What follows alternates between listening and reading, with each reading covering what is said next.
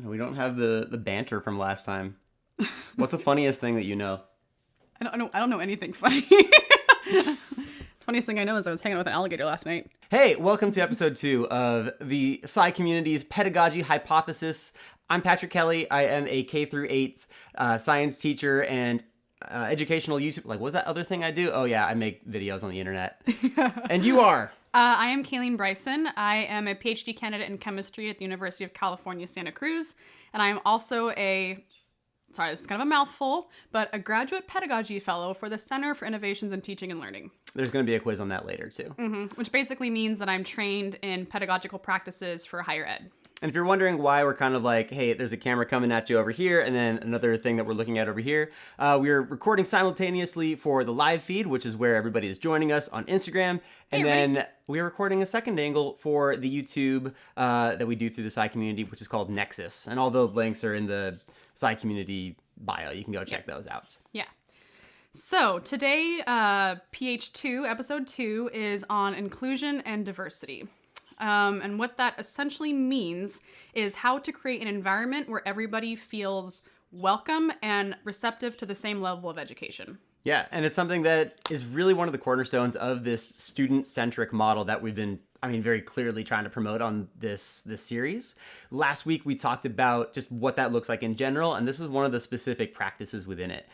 Not only one specific practice, but as you're going to see, it's this entire list of just like individual practices. Yeah, so, it's actually kind of lengthy, but yeah, it's going to be helpful. Yeah, and so if anybody wants to follow along with this here, and of course we're going to put a link to this down in the description if you're watching this on YouTube.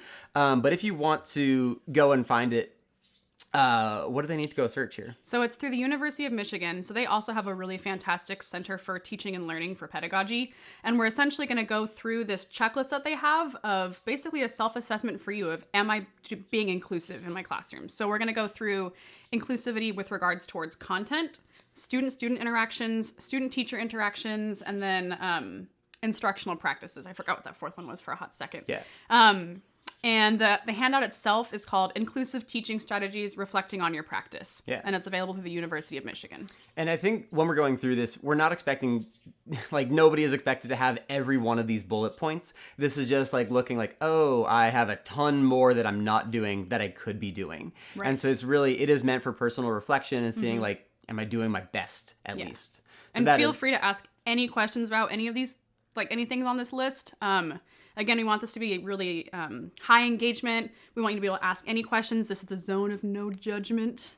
There is no bad question. There's only a question you didn't ask. So, all right. Well, let's get into this because this is like seriously a 5 million point list. Yeah, but it's a fun 5 million point list.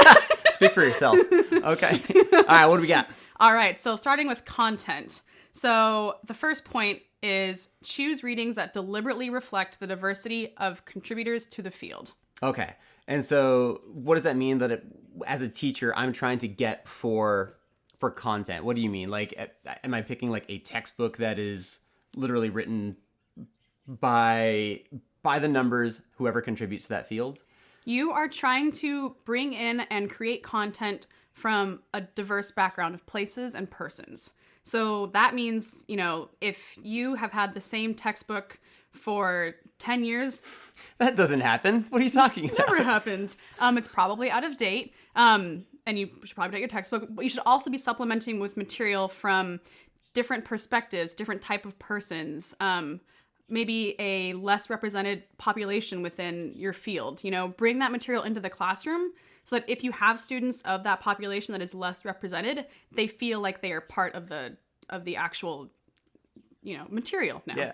I think it might be one of the other pieces within content, but like as a teacher who like, again, knows the educational video landscape pretty well, there are so many other creators or content producers that you can pull from that aren't just your typical image of like an older white dude in a lab coat that represents a scientist. If you want like, oh my gosh, there are just so many people making good stuff and putting it on the internet these days that there's no excuse not to pull from a more diverse range of presenters. And again, that's just the face that is on there. But again, thinking about who the authors were and realizing that like if you did dive into something that's more of like a written piece. Like, what are some of the other pieces of content that you can pull from? Written pieces and textbooks. Yep. Obviously, like online video. But what are some other pieces? So I feel like student-student interactions as well can also be a way of bringing in content, and that is inherently inclusive because you're using people within the classroom. And we'll talk about this a little bit more later on how to make that inclusive, because written content has to have, or should have, ideally, audio to go with it and vice versa, so that if someone is visually impaired or is hearing impaired, they don't have an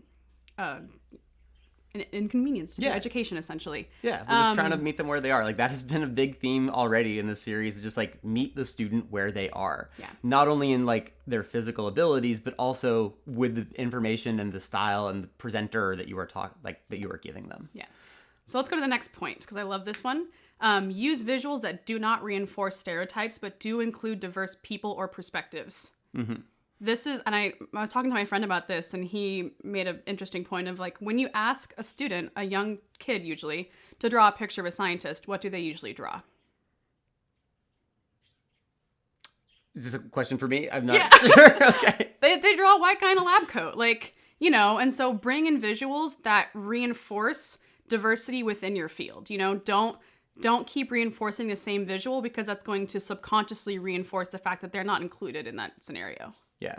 I think this was one of the next points or something like that, but bringing in the students too, to show them that they are an equal part of their own learning too. Right. So like, I always love to make my students the example of whatever, you know, like again, right now we're doing physics in 8th grade. And so making sure that I'm getting relevant examples from their life, not just like, hey, you are trying to calculate the speed of a bullet train that's going from here to here. Like, they've never seen a bullet train before. I've never seen a bullet train before. Yeah. I don't want to just make examples from my life and my own set of references with my students. I do that with Caileen all the time. But like, yeah, you do.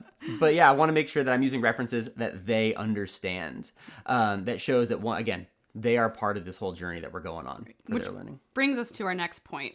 Avoid references that are likely to be unfamiliar to some students based on their background. For example, citing American pop culture from when you were in high school in class with like many international students. That is inherently exclusive because they are not American. They don't have that same experience that you have. And so not only are you being kind of selfish right now and a little egocentric, you're also being inherently exclusive because they don't have the same experiences that you do. But if there is something that you have in common with that class, or if you know their set of references, then you're in the clear. Like, I also know that between classes, their set of references is going to be different. And I don't know about you or like our audience right now, but I know that when I was in school, I could not give a heck about sports. Like, I was not that... Sports ball. Sports, it's a sports ball. I did a sports. But that was just not me at any means. And I hated that all of our examples were about football. Yeah. And I know that like in my school, basketball is a huge trend right now. But I also know that's going to be more for my 7th graders than it is for my 8th graders who are way more into video games. Yeah. So if I can make more video game examples, and again, including not just video games all the time, but also bringing in the kids who are into sports and music and like trying to get everybody represented, it makes it more applicable to them, makes it more relevant in their life. And they're just like, hey, my teacher included me. And that kind of feels nice. You know? Hey. So the next one I want to talk about is emphasizing the range of identities and backgrounds of experts who have contributed to a given field. Mm-hmm. So remember that a field isn't based on a single stereotype kind of embodiment of whatever field it is that you're in. There's probably a slew of types of persons who have contributed knowledge to that field. Reinforce that so that it makes people, or students in this case, feel like they can also be part of that field. Yeah. I mean, growing up, I'm sure like if you went to school in America, and I think this is a Western thing in general, but you probably learned about the same scientists that everybody else did. Galileo, Newton, Hooke and von Leeuwenhoek. We've just been talking in 7th grade a ton about cells and everything right now. So that's on the number 1 and 2 scientists in my mind. Cork. But like, do you remember the first time that you learned about Henrietta Lacks? College, actually. Okay, so it was that time. Her story is just like so cool, and I wish that that could have been a story that I learned back in 4th grade. Right. You know, or like super young. Because again, we have enough of the same, like, this is an old European dude, and that's just like that is reinforcing another stereotype that we've been going on for a long time. Yeah, there's so many cool stories to tell out there. Yes, exactly. Including, and I love this point, teach the conflicts of the field to incorporate diverse perspectives. Like, amen. Like, oh my God. Like, yeah, don't only teach about, and this is near and dear to my heart because I'm a scientist and it's literally my job to fail. But if you only bring in successes, if students think that in order to be a good student, you have to be successful because all these things are successful, it's A, not a holistic view of the study, and B, exclusive. Yeah. Because kids are going to struggle. And I think when we say conflicts within the field too, we're not saying like, they don't need to worry about like politics, but I think that showing the story of this was the accepted paradigm at the time and this new bit of information was brought in, then you're really telling the story of science. You were telling the story of the progression of knowledge, how one question was answered, but that left 5 other questions unanswered and new ones discovered. Yep. And that is like, again, the narrative of science and like our discovery of everything has been the coolest. And I guess you could talk like about the more nitty gritty stuff too. You could talk about funding and how like, the politics behind some of this stuff is interesting. I know I just said don't talk, you know what I mean? Like you can judge us based off of the class that you're teaching and then really how it lends itself to it. But there is, show conflict. Absolutely. Yeah. It's so cool. And because conflict will typically introduce a more diverse array of characters into a scenario as well, just inherently. I love this point. Deliberately choose course material with a range of student physical abilities in mind. So we hinted at this earlier when we said that if you're going to have some kind of audio or audio visual, you need to have things written as well. Because if anybody, or have text or subtitles or something, closed caption essentially. Because if you don't, and someone is hard of hearing, they're going to miss all that material. Yeah. That's how to keep course material and physical abilities inclusive. An example. Yeah, and this is not just the information that you present to them as well, like the content that you're teaching. It could also be in methods of assessment. So like for the students I've had with some disabilities, maybe their handwriting is impaired for fine motor things. What am I talking? Yeah, you know what I'm talking about. Like the ability. Thank you. But that's all. Yeah, that's Control Alt Delete brain. You're welcome. You can take that if you'd like. Yeah, we got it. But why not have the ability for them to have a tablet or something that they like, something that sets them up for success, instead of being like, nope, everybody else is doing this handwritten with a pen. You have to do this too. Now make sure that they're able to show you that they learned something. Correct. That is the point. Exactly. Deliberately choose, and this is kind of funny, coming off of the comment you literally just made, but deliberately choose course materials with a range of financial needs as well.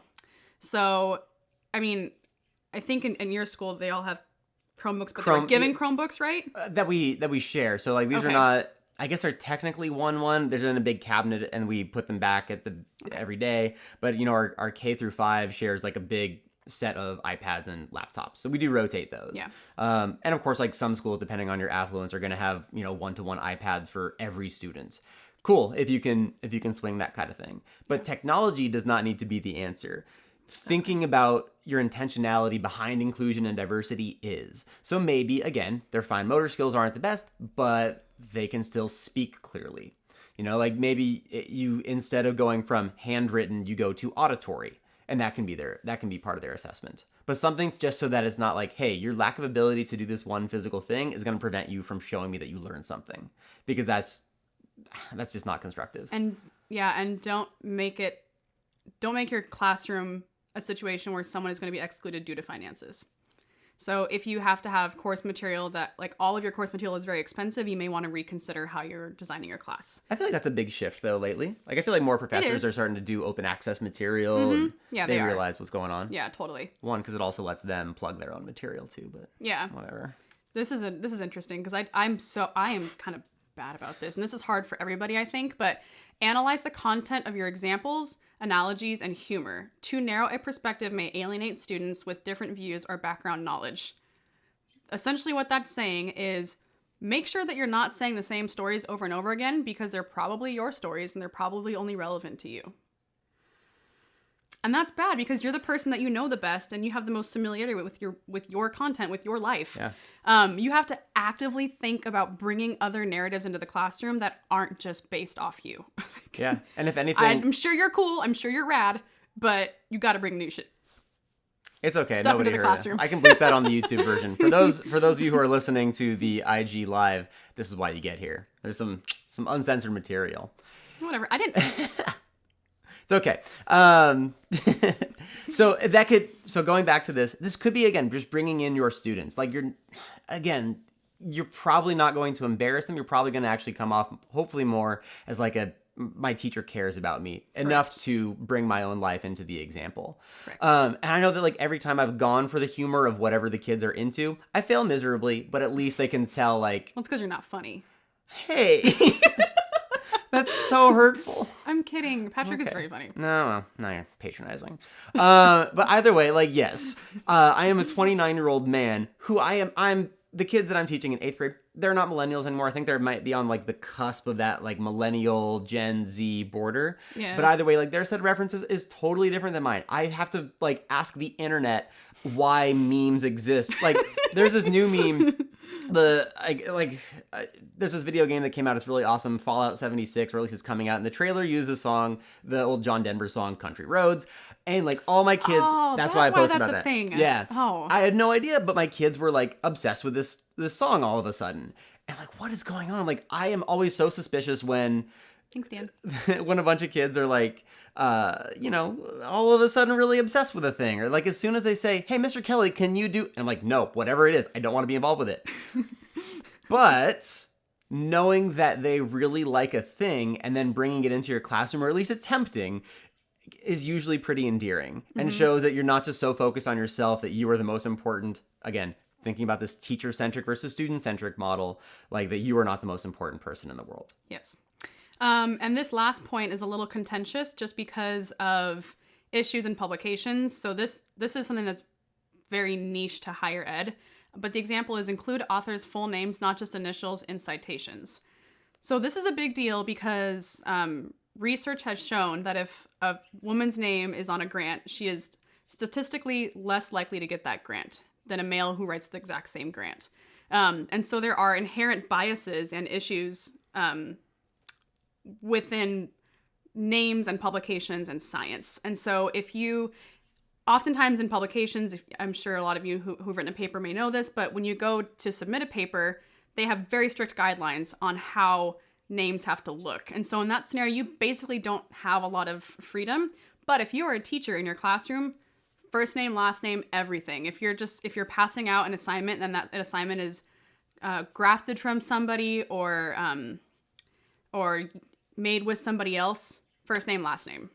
Like, let's get biases based on names and gender just, like, out the flipping window. Yeah.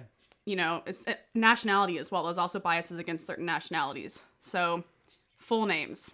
Yeah, I think also, like, that goes back into our show the story behind things, whether that is conflict or whether that is just the actual narrative behind how this science was done. It makes it more compelling, and you get to say, like, all right, well, let's take a look at some of the other things that this author has written, and maybe we can, like, get to know a little bit more about their work and how one paper, again, really set up a bunch of other questions to be answered. Yeah, as well. Exactly. So yeah, take away from that, use the whole name. Yeah, and yeah, it's pretty insane. So that was content. So that was ways that you can bring inclusivity into your classroom from a content perspective. Yeah. For people that are listening on the live stream right now, how have you seen that? Has any of your teachers or professors actually tried to implement these kinds of instructional practices before? So, like, have you ever had a professor go, hey, we are going to intentionally look at somebody else from a more diverse perspective? Whether that is the papers that they bring in or some of the examples that they try to, Yeah. anything that we've been talking about for the last 20 minutes. What are the percentages between gender and publishing work? I don't want to cite that number. I don't have it right now off the back of my little noggin here. It's different from field to field too, isn't it? It is different from field to field, yeah. But you can look on the NIH. They have that data. Yeah. The closest thing that I have was last summer I did a video about gender equality in STEM and how to get more girls interested in, like, getting a career in STEM. And it was definitely, like, there was a big sway. And this is just in people actually working, not within published papers. Publicated I like is not publicated. Yeah, thank you. Thank you for commentating. Yeah. But it was something like, I think computer science had the biggest sway towards men, and then I think the life sciences had the biggest sway towards women. But again, don't know if that is actual published work, but that is by workers. Okay. All right. So, instructional practices. Assess students' prior knowledge about your field and topics so you can accurately align instruction with their needs. Yes. Yes. Oh my gosh. I've talked about this before. Pre-class quizzes. I love pre-class quizzes. Like before you know anything about the students, give them a sheet of paper and just ask them what they know. And oftentimes too, especially this is really pertinent in universities, and I'm sure you can comment on this for K through 8, but you may have had students who haven't been at a university in 10 years. Someone may have not thought of algebra in like a decade versus someone who took it last quarter. And so having those pre-class quizzes where you can actually assess what students' current knowledge is going to inherently make your classroom more inclusive, because you're not going to exclude persons who may have forgot material or need to be refreshed on material. Yeah, and this goes with topics that need a little bit of background as well. So like naturally, I'm teaching physics right now to my 8th graders. There is a bit of math involved in it. And so like I can't just go in assuming that all of my 8th graders are comfortable with fractions, because we do use like a little bit of switching around and making sure that units are kept in the right place. So we do need to have a standard, or at least like a minimum acceptable level of math comprehension. And I can't just go into my first day of teaching that material assuming that everybody knows the math. So like, if anything, yes, I can do a pre-test, or we can review it, or I can meet with their math teachers to see, hey, just from your opinion, who's going to need a little bit of extra help? What kind of assessments have you done?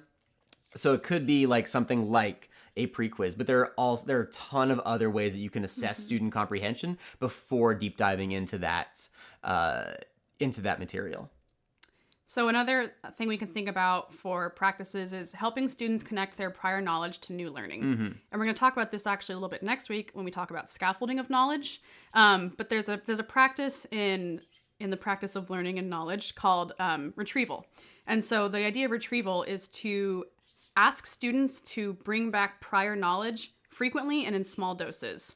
So maybe at the beginning of the class, you ask them to comment on what we did in the last class. This will take 2 minutes. You can have them discuss it with their partners or in a group or on the board. But any small retrieval is going to help them connect new knowledge to prior knowledge. Yeah. And that neuronal network is really necessary. For sure. And just backing up what you said, that's a quick thing. That's not a full lesson. That is just hey, if you remember from our discussion yesterday, blah, blah, blah. And again, that's different from day to day, but it could also be like, hey, just so that we know, we're culminating this huge week of going and looking at organelles, and today is the coolest structure of them all. One, I try to get the kids excited in that way, but it also helps remind them, oh yeah, I remember like the term chloroplast from yesterday, Yes. Invite students to identify examples that illustrate course concepts. So oftentimes we'll use, again, narratives in a classroom setting to explain something. If you can ask, say, what did somebody do this weekend in class? And a student raises their hand and they say, I did blah, blah, blah. Use that activity that student did this last weekend in your example. Again, that makes your classroom student-centric and it makes it inclusive because you're bringing them into the material. Yeah, and we've talked about this a couple times, so I don't want to belabor it too much. But there's a lot of not repetition, but there's a lot of concepts that intermingle themselves into everything in pedagogy. Yeah, we're going back to our original hypothesis of this whole thing, which is just like include the students. Oh man, guess what happened? Patrick I got so excited. excited. Oh my gosh. Oh, it doesn't help that we're on a sewing table with glass of all things. It's a sick table, dude. It is sick. I'm gonna go ahead and get a little bit out of the frame there, because you're dangerous. I've clearly. We go back to we're clear here. Okay, we're going back to our original hypothesis that, again, just include the students. That's all that you need to do. It's less about you and how smart you are, and so much more about letting the student contribute to their education. Yeah, one of you is cool, but imagine 28 students. So, that's 28 times as cool. Yeah. I'm no mathematician here. I'm no mathematician, but... Caileen, we've been going for 25 minutes already. How are we going to do all of this? There's so many points here. I got it. Okay. well, we already commented on using different modalities. So audio, visual, and then coupling audio and visual. So we can just kind of skip over that. Oh my gosh, but there's so much more to go into on it. Okay, there is. Let's keep going. Ask students for concrete observations about content. For example, a reading image, a set of data, before moving to analytical questions. This can give everyone a common starting point and model analytical processes you want to teach. So this, we're going to talk about a little bit more next week in scaffolding, is the idea of getting everybody on the same page and giving them all a strong base before you build up new knowledge. Yeah, and I'm thinking from the K through 8 perspective of like making sure that your students understand a standard before you go on to the next thing, or before you can really check off on their ability by the end of the year. That is crucial, because there have been so many times where as a teacher I've thought my kids understand it because they're saying I get it. No, they don't. They need more, like you need a greater example than that. Again, the difference between, say, speed and velocity is a pretty clear distinction, but to a kid who's getting it for the first time, they may think that they understand, but you need a more concrete way of them showing you that they understand it. And so that could be using a bunch of different ways of assessment before you're like, okay, I understand that they understand now. So that goes into the idea of allowing ample time for an activity and allowing time for guidance and actual processing. So oftentimes as teachers, when we're trying to plan out a curricula or plan out a day, we think this activity will take 5 minutes. Great. Yeah, right. Yeah. Great. If you think that activity is going to take 5 minutes, how long do you think it's going to take to process? That's time you actually need to put into your curricula as well. Because students may have different times for learning things. They have different times for processing things. And some students are going to get it in 5 minutes like you think. And some students are going to get it maybe not until tomorrow. But give them time to process the information either with themselves or with a partner. Yeah. So the time that you schedule for a lesson plan is not just giving the material, also allow time for processing the material. Oh my gosh, yeah. There's an amazing book I'm going to recommend to everybody here. Again, I'll put a description in the YouTube when you're watching this, but Thinking Fast and Slow by Daniel Kahneman. One for learners, again, if you're in the university level and you're trying to pick up a bunch of information, awesome. But if you're also trying to present that information as a teacher or professor, this stuff is crucial. I highly recommend it. Thinking Fast and Slow by Daniel Kahneman. Sorry, that's the timer for that. Quick commercial here. Quick commercial break while Patrick. Another thing that's really important in classrooms for teaching practices that are inclusive is to have a very clear grading scheme. And so expectations can really help students to achieve their final goal. And for better or for worse, one of the primary ways that we assess is through like quizzes or exams or grades. And we'll talk about assessment a little bit later in PH. But make those expectations absurdly clear so that all students have access to the same level of success. Yeah. It's going to take time. Yeah. And sometimes it might seem like overkill, like especially if you're just doing like a classwork assignment where you're just like, all right, I want to make sure that we're doing a worksheet and it's going to show that they learned something. If you're using a worksheet, if you're using a skit or something, I try to like do that kind of stuff in junior high. But making sure that they know what they're being assessed on, one, so that they can meet the criteria that you set and they can get their grade and they're happy about that and they get to tell their parents. But also that they're not discouraged when they misinterpreted your instructions. You know, if they thought they could be silly and get to let out some creativity, but really like you want to just strict fact, they didn't know that. You know, so you have to make sure that they know what they're going. Like, it's just like if you were a boss at a job and you needed your employee to do something. Right. You want to be really clear with your expectations so they know what to do. Yes. This next point is one that you need to kind of know your students for, and we touched a little bit on it last week. But structure discussions to include a wide range of voices.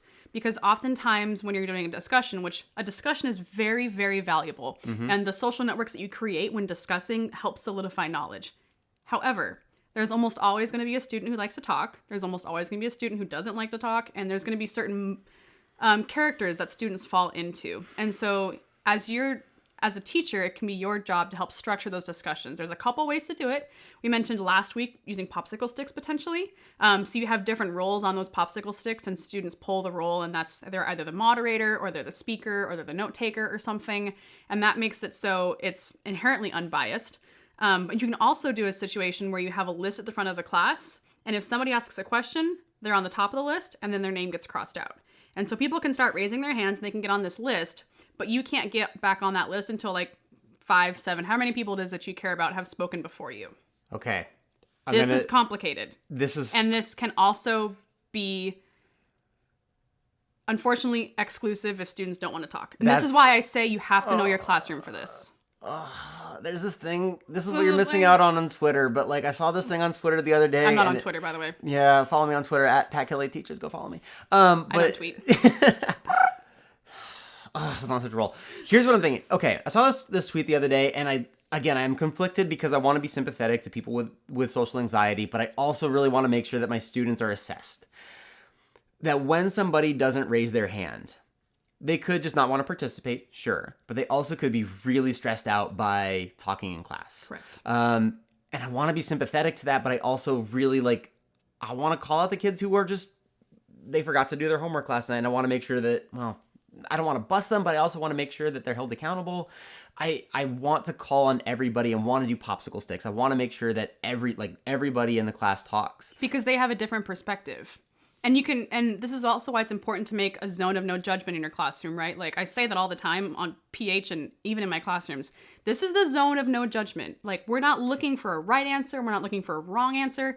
I am in science. I am wrong like 85% of the time. That's 95% of the time I'm wrong. So if you kind of establish that you're in the zone of no judgment, students will oftentimes have a more susceptibility to engaging in classroom material. I feel like that is one of the big differences between the university and my teenagers. Because, like, again, 13-year-olds judge each other every second of the day. Or, I mean, they're really more... I mean, it's not much better in college. But... Yeah. I mean, I guess they're looking at themselves a lot more and thinking that everybody's looking at them a lot more than they actually are. But again, like, that social structure and, like, not being embarrassed is so much more important to teenagers. And so, like, I feel like at the university level...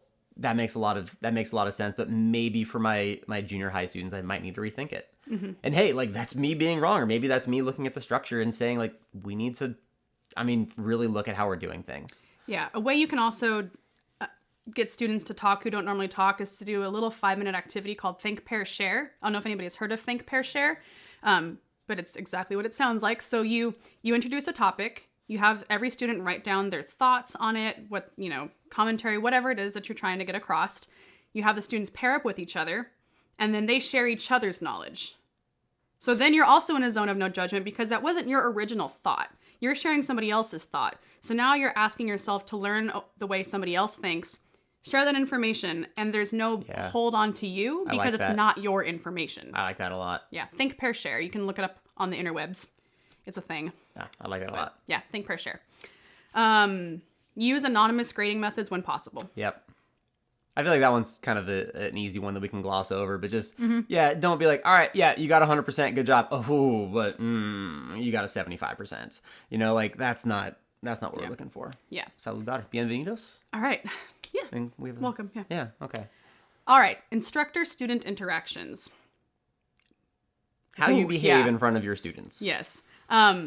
This is easy, kind of, sometimes, but very important. Learn their names. Oh, yeah. I thought you were going to say, just interacting with students is always the easiest thing. I'm like... And more importantly, learn how to pronounce them.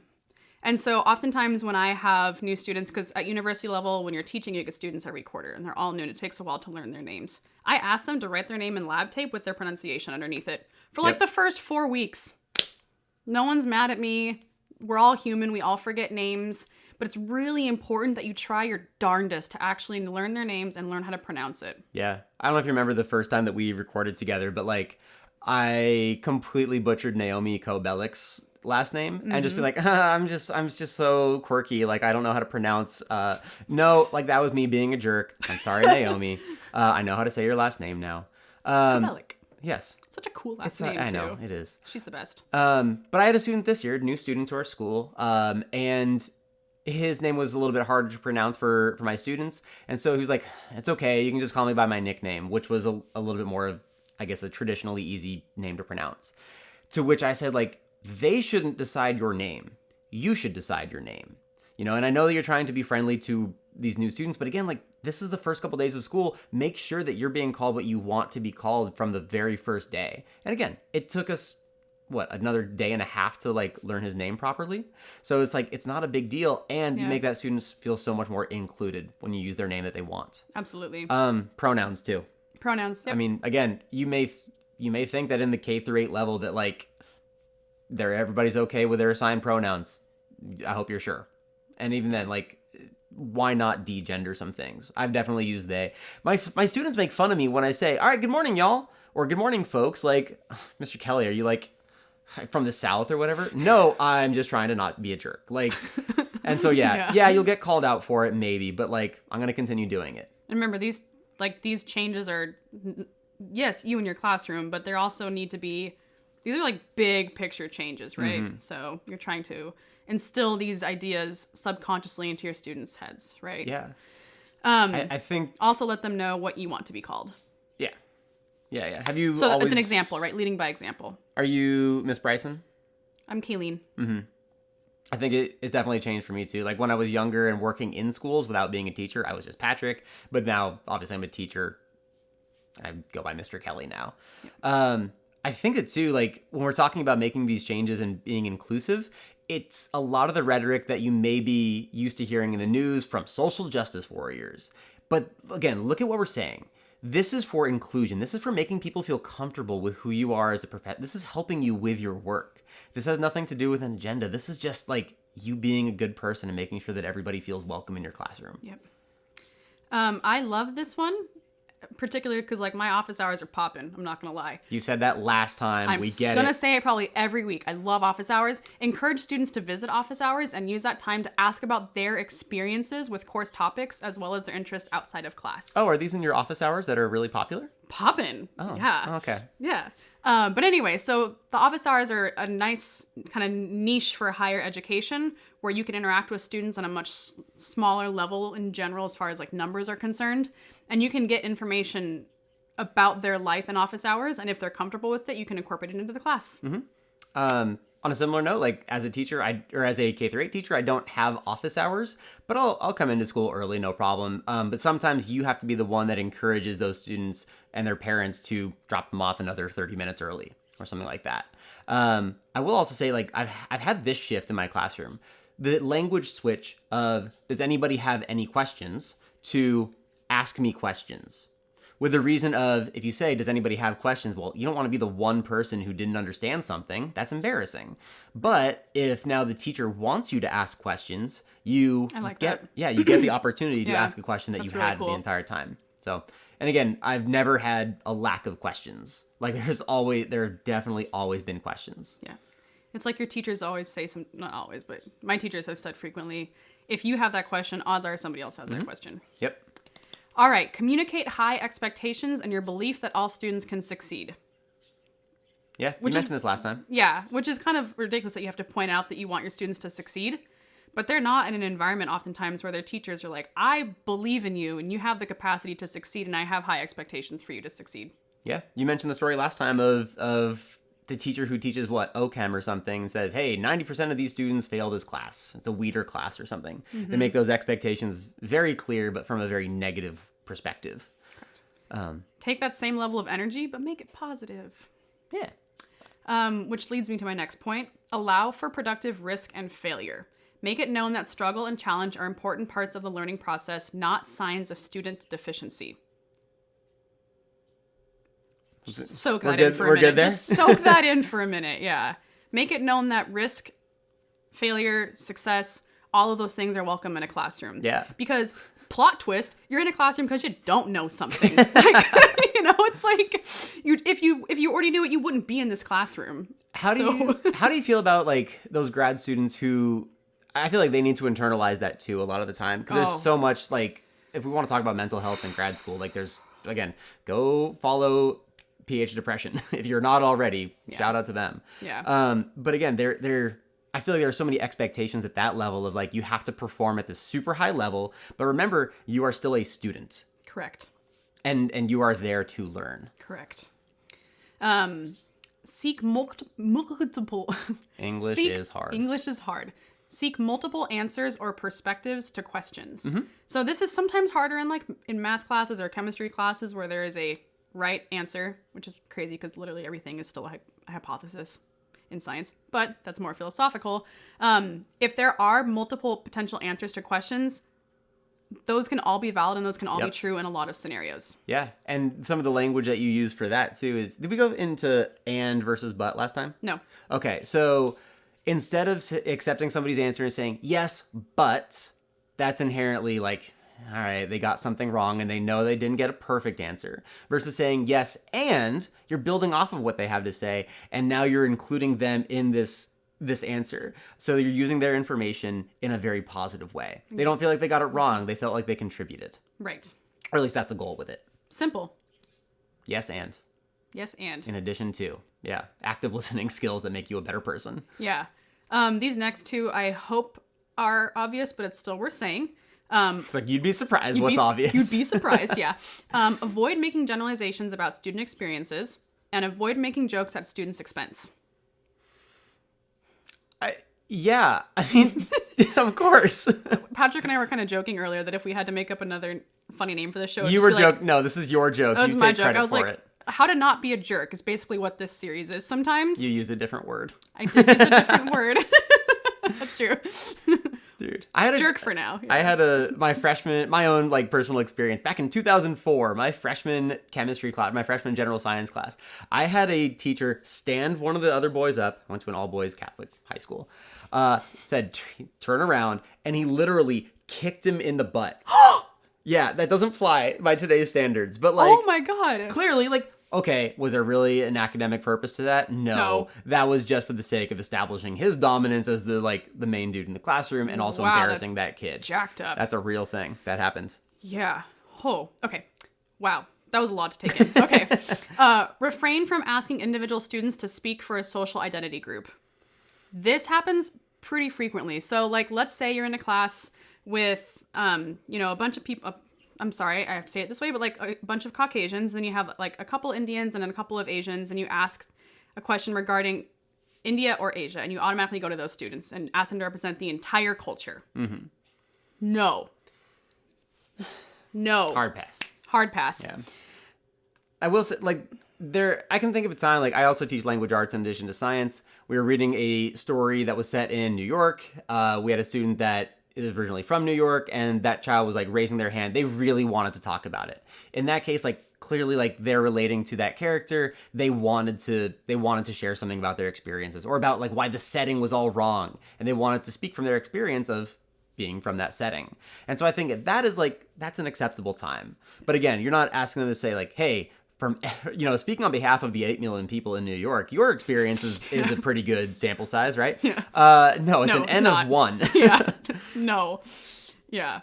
All right. Communicate the fact that there are resources that students can use. So for me, I have resources for the Disability Resource Center. I have counseling and psychiatric services. I have this thing called SlugQuest. It's specific to UCSC.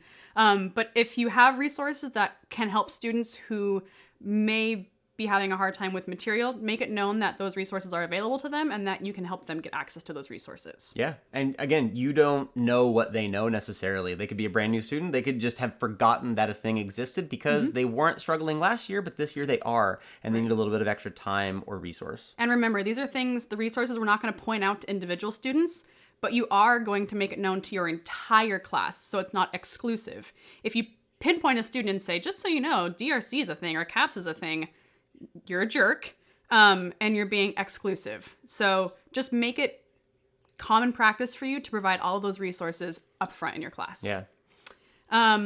Model productive disagreement, because there's going to be conflicts, especially if you're trying to bring in information from a bunch of different backgrounds, which you should, as we discussed in the content section here. But consequently, you also have to model how to be productively argumentative or in disagreement. Yeah, I mean, that's a big part of science. As we've alluded to before, just like they might not know what constructive criticism or a productive argument really look like. Correct. And again, college or school is just real life with training wheels is one of my favorite go-to phrases. Yeah. And so like, there are some people who don't get their first bit of constructive criticism until they're in the workforce. And like, by that time, it may seem like a personal attack. And so to model it early on is like, that can be really crucial. And again, doing it in the right classy way, not in the middle of class, making them feel embarrassed. Correct. And this next point may not be easy for everybody to do, but if you have the resources available to you, I really encourage it. If you have a place, and this is common for universities, such as the Center for Innovations in Teaching and Learning, whoop, whoop, For your for school. my school, ask somebody from that institution to come look at your classroom and provide you feedback. Oftentimes people will be glad to sit in your classroom for an hour, watch your teaching style, watch your pedagogical practices, and give you productive and constructive feedback on how to better your classroom and make it more inclusive. Yeah. And again, nobody's perfect. We're not doing every one of these bullet list items perfectly. I mean, strive for the best, but like, there's always going to be somebody that has a different perspective that can show you like, hey, I think you could do this better if you did this. And that was a really loud beep. But again, it can't, they're not going to tell you that you're just garbage. Like, get a different perspective to improve how you serve your students. Exactly. That's the point. Exactly. Okay, so that was student-teacher interactions. There's so many points. We're almost done. God. Dude, this is rad. We're never going to stop. This is a lot of material. Right. This is important material. Inclusivity, we almost thought about doing it in like multiple weeks because there's so much just there's depth a lot of of information in here. But these are things that are going to be applicable to literally every other PH episode. So it's kind of important to establish these things right off the get-go. So student-student interactions. Encourage students to learn and use another's name. Yes. Cool. Use icebreakers regularly so students can learn about one another.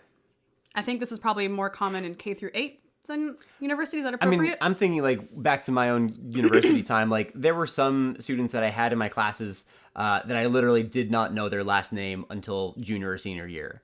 And that's kind of a shame because they ended up being really cool people that I wanted to either network with or become friends with later on. Mm-hmm. And so like, yeah, remember, your students are little vessels and sponges of knowledge, but they're also people.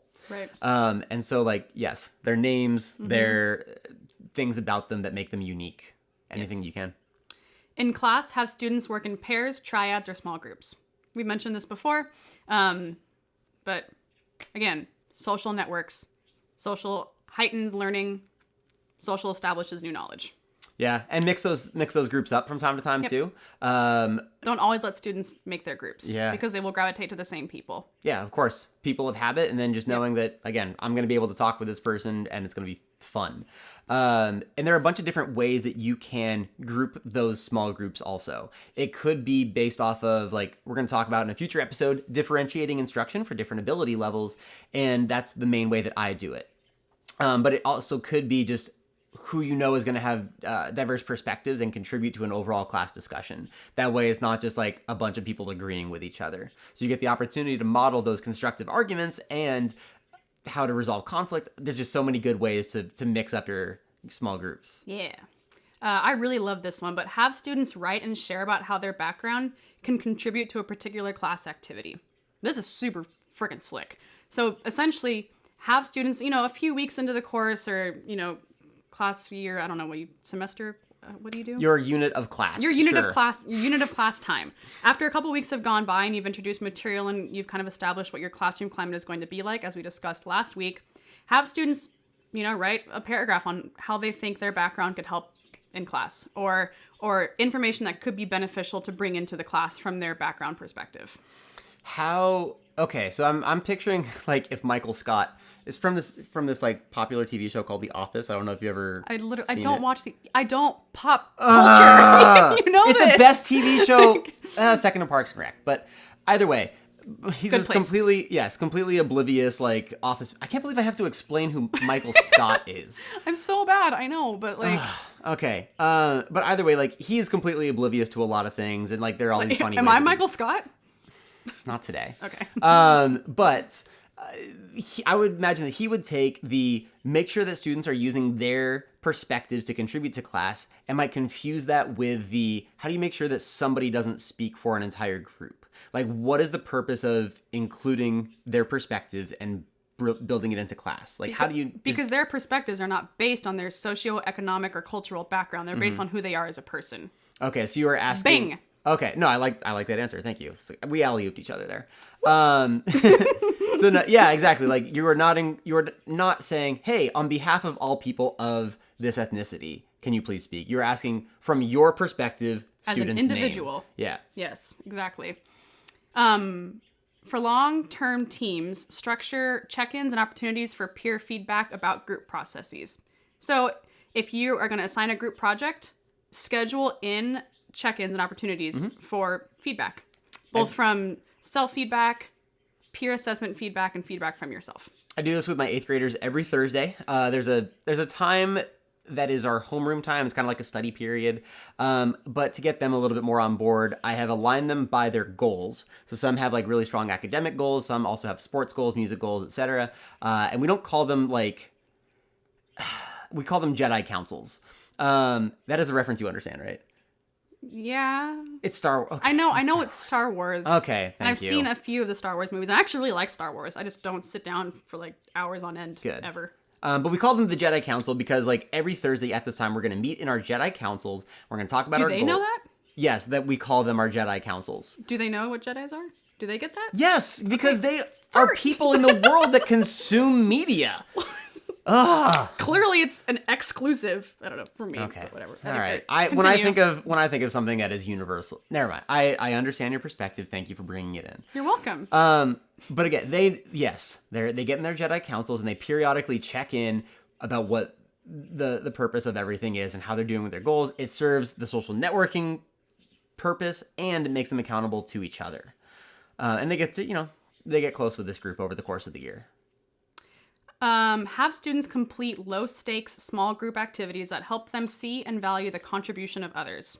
How do you do this in a way that isn't overtly, hey, we're going to try to be inclusive and diverse? You don't have to point out that you're trying to achieve anything. What you're essentially doing is you're making these very low stakes, so very small percentage of a grade potentially, or maybe not even graded at all, activities that just help them see that there are value in contributions of other people's perspectives. So this could be a discussion on conflict, for example. You know, after you've established how to productively disagree, you could then have them go in these low stakes groups that are taught and discuss an actual point of conflict, and then have them talk about the value of another person's perspective. Okay. Could you also bring in like what you really liked about one person's side of the discussion and what this other student like brought in from lab, or like a cool observation that what they you made? learned from somebody else's perspective, something that you hadn't thought about before, you know, essentially asking them to value other people's opinions, which is, it's crazy that you have to point that out. But we as humans, you know, we get so attached to our opinions and our perspectives that it's sometimes hard for us to be like, also, like, Patrick had a really good idea and it conflicts with my idea, but it's really fantastic. Sure. So once you establish how to productively and constructively disagree, put them into small groups, low stakes, and have them actually comment on other person's perspective. Cool. I dig it. Dig it. Establish ways for students to intervene if they feel a certain perspective is being undervalued and not acknowledged. Okay. This one is, I think, a little bit tougher. It's a doozy. I feel like this involves teachers and professors really swallowing their pride and realizing that, again, your actions are for the sake of these students. Yes. It's for making sure that everybody feels included and that just good work gets done. Yeah. So this, I think the best way to handle scenarios like this is to make it anonymous.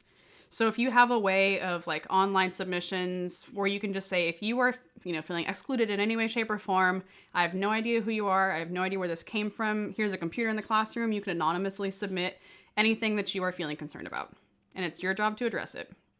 I have an old tissue box. Oh, you do? Yeah. The same thing though. It's just like scrawl like a little thing on there and then I'm the only one who reads it. Yeah. That's still handwriting, but yeah. Yeah. I mean, it's true. But it's fine though. I mean, It doesn't have to be anonymous. I just like those things being anonymous, but that's up to you as a teacher to decide whether you want it anonymous or not. I prefer anonymity because it ablates more bias. But yeah. Okay, and the last one. We made it. I told you. Oh my gosh. Yeah, we're running out of time. We got to make this one fast. Stop or intervene in a discussion if comments become disparaging or devalue another student's experiences. Mm-hmm. So we said right out of the gate at the beginning of this episode that inclusivity is establishing a classroom where everybody's perspectives are equally treated and everybody has an equal opportunity to gain new knowledge. So if someone is being devalued in any way, shape, or form, it's your job as an instructor of that classroom to readjust that climate so that everybody feels welcome there. Yeah, I I'm thinking like, okay, as people of the internet, because everybody on this platform seems to be a person of the internet, constructive comments that disagree with the posters or content creators' perspective, and then there's the stuff that's nasty comments, right? Yep. So you can, think about that in real time. Like, is this a good conversation that is two different perspectives kind of going head to head, and they're having a constructive not comment war, you know what I mean? Like they're actually like talking and making good progress. They're having engaging discussion. Or are they yelling at each other?